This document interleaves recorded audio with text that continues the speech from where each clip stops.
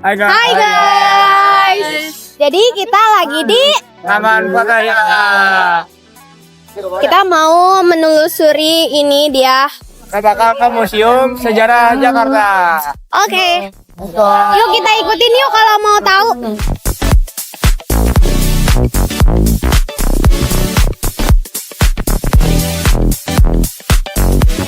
Jadi hari ini kita lagi berada di Museum Fathahila atau Museum Sejarah Jakarta. Sebenarnya nama asli Museum Fathahila itu Museum Sejarah Jakarta. Tapi karena berada di Taman Fathahila, jadi lebih dikenal sebagai Museum Fathahila. Ini museumnya.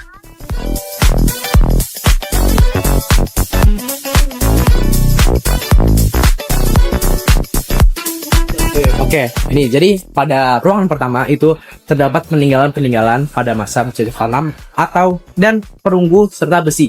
Dan ini ada beberapa peninggalannya. Ini bukti-buktinya.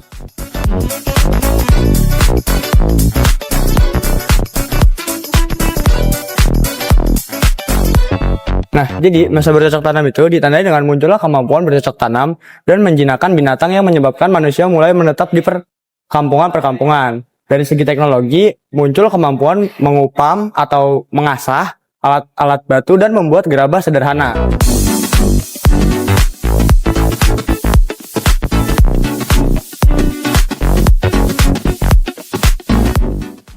Nah, jadi pada ruangan atau halaman kedua ini terdapat beberapa peninggalan wilayah kerajaan Tarumanegara. Nah, ini berupa peninggalan ini. Kayak ada jejak kaki, terus ada batu, mungkin bekas apa itu mungkin. Ya ada 3 lah di sini. Udah mungkin sekian segitu aja. Jadi kerajaan Tarumanegara adalah salah satu kerajaan di Nusantara yang tertua, terutama dia ada pada abad 5 Masehi selain Kutai abad ke-4 Masehi yang meninggalkan prasasti Yupa di Kalimantan Timur. Nama Taruma berarti warna biru indigo yang dalam bahasa Sunda masih memiliki arti yang sama. Tradisi Sunda mengenal nama ini sebagai warna alami yang berasal dari daun tarum yang dipakai sejak dahulu untuk mewarnai pakaian. Nah, dari sini kita udah nyampe di bagian tangga menuju ke lantai 2. Mungkin bakal ada video selanjutnya. Dadah.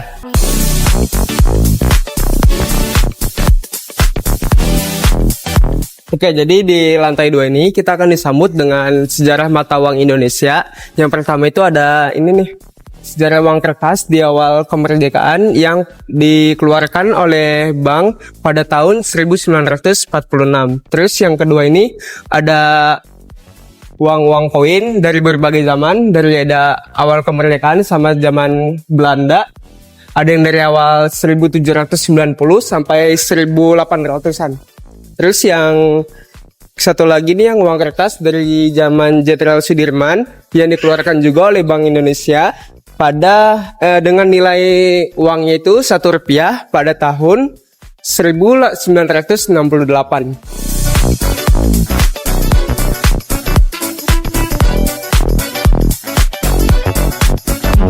Nah, pada ruangan kali ini kita berada di ruang Dewan Pengadilan.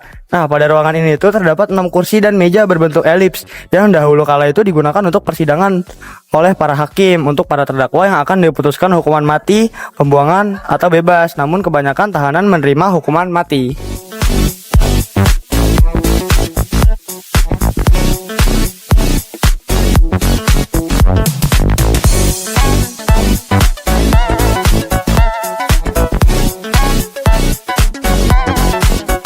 Lalu di belakang saya ada sejarah bangkrutnya VOC dan kemunduran Batavia.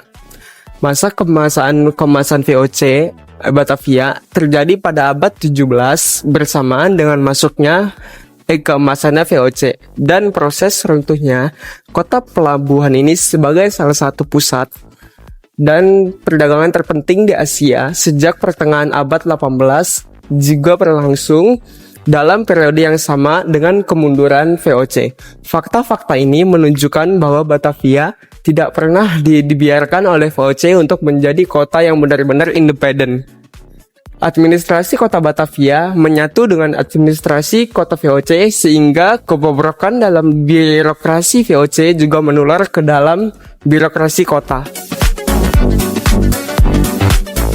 Nah, jadi itu terdapat beberapa informasi tentang beberapa bangunan-bangunan yang memiliki atau menggunakan gaya arsitektur Indies di Jakarta.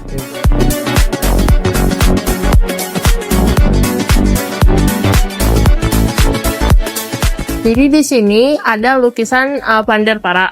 Pandarpara itu digambarkan dalam posisi berdiri gagah dengan memegang tongkat komando. Ia tanpa menggunakan pakaian mewah yang mencerminkan kekuasaan atau kebangsawanannya. Di belakangnya terdapat pemandangan bangunan tepi laut. Kemungkinan besar merupakan kota Batavia. Pandarpara sendiri memimpin Batavia pada tahun 1761. Ia adalah sosok yang sangat religius, tapi ia juga dikenal sebagai orang yang sangat suka kemewahan dan kekayaan. 5 orang anggota Dewan Hindia pernah menuliskan keluhan dalam dokumen rahasia akan nepotisme dan korupsi yang dilakukannya. Beragam fasilitas dan keuntungan diberikan kepada anggota keluarganya, sedangkan korupsi berkembang pesat pada masa kepemimpinannya. Pandarpara sendiri meninggal dunia pada tahun 1775.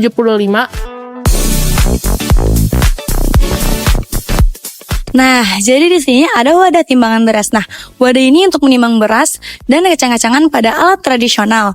Nah, bahan buatannya berasal dari kuningan dan bibirnya terdapat ada corong.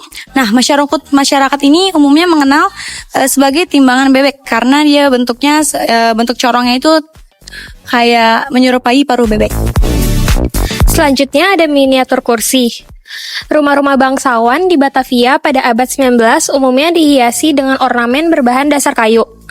Hiasan kursi ini tersendiri merupakan tren baru di Batavia pada masa itu. Gayanya dikenal dengan istilah gaya Raffles yang mengacu pada Thomas Stanford Raffles, gubernur Batavia pada awal abad ke-19. Bentuknya sangat indah dengan penyangga bagian belakang yang melengkung sempurna. Bentuk kursi yang apik ini memperlihatkan status pemiliknya yang tinggi pula pada masa itu. Kotak penyimpanan atau storage box merupakan penyimpanan dari kayu yang dihiasi dengan kuningan. Kotak penyimpanan jenis ini banyak ditemukan di rumah-rumah bangsawan Batavia pada abad ke-17. Umumnya berfungsi sebagai tempat menyimpan perhiasan sehingga terdiri dari banyak laci kecil.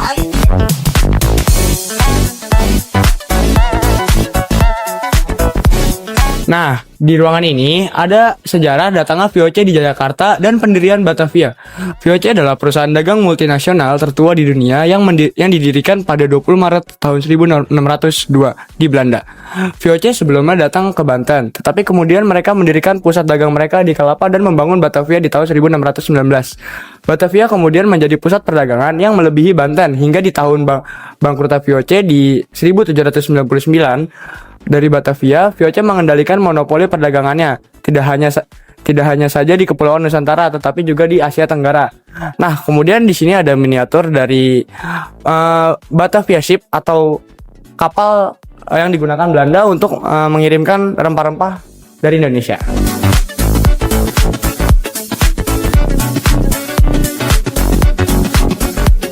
Kayak apa dah bentuknya? Kayak apa dah bentuknya? Poncong nago. Wih.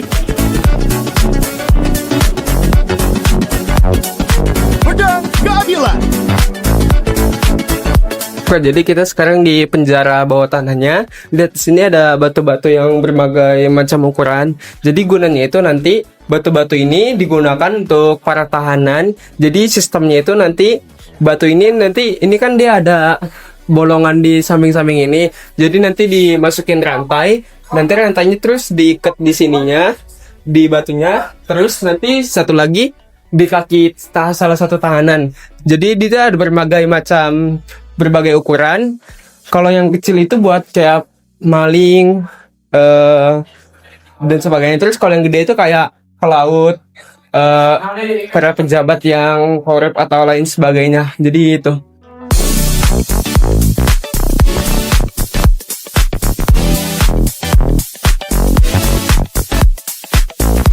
Oke, halo guys. Jadi sekian, terima kasih Jika ada kesalahan kata atau salah informasi, mohon dimaafkan.